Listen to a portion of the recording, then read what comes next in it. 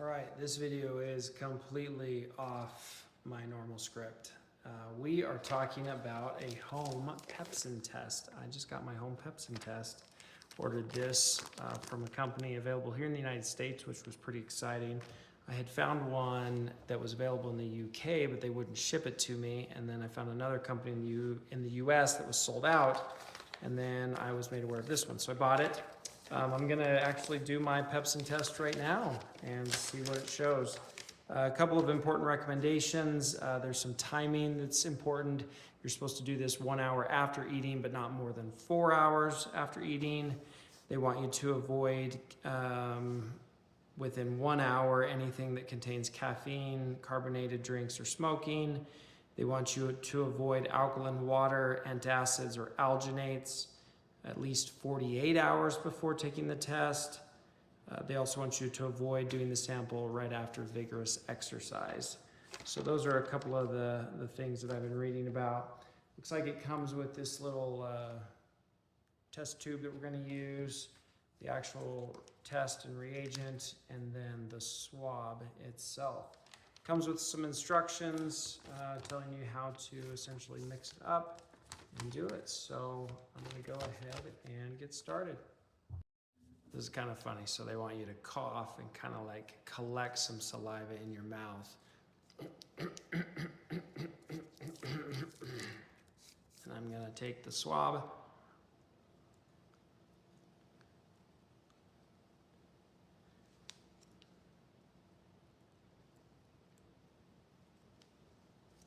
That's pretty good.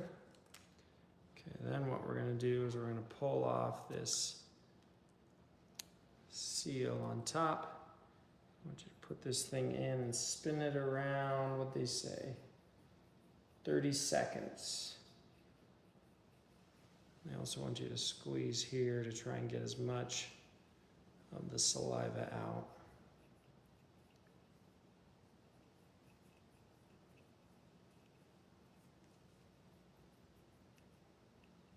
This is saying 5 times you're supposed to squeeze by hand from the outside to get as much saliva in there. Okay, we're going to pause there for a sec. I think this part they say is important, so they want you to squeeze while you're removing this to make sure you get as much to stay in there as possible. And put the cap on, and I think we're done with that. All right, next I'm taking the actual pepsin test, pulling this thing open. First time I'm getting a look at this. It says not to touch inside this window. So you're gonna be putting in drops inside of this collection window, and then there's a control, and I think the positive there. So I'm gonna do this.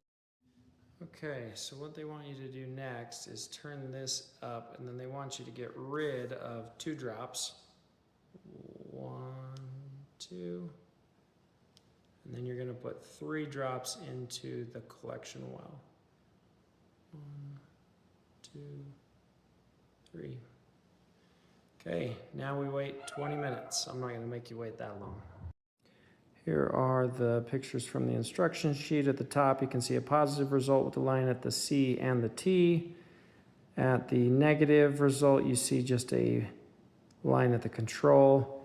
And an invalid result would be that there's no control on either, and that you somehow have a positive line at the T.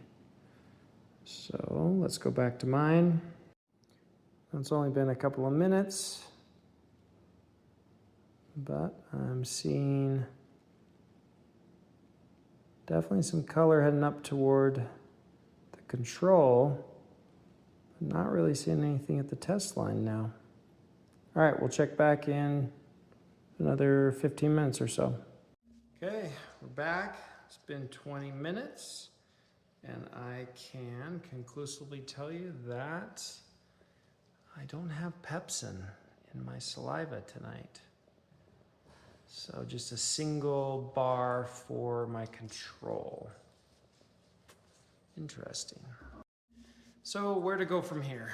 I had hoped that I would have pepsin because I wanted to use my pepsin potion, something that I recommend to my students in my master class to help inactivate pepsin.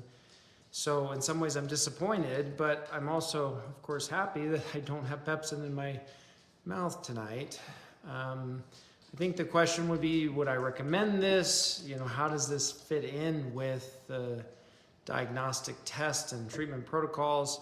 I think particularly for people who have tried antacid medications, PPIs, maybe H2 blockers, they've been really strict on a low acid diet and they're not seeing any improvement.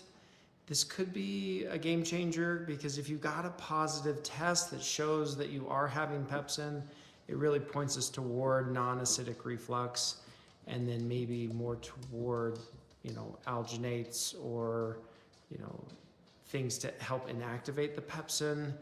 I'm excited for it though. At least it's available in the United States. I think it has a place. I still think lifestyle modifications are going to be the key for most people anyway, but I wanted to try it out and sure enough, it works, but I didn't have pepsin in my throat tonight. So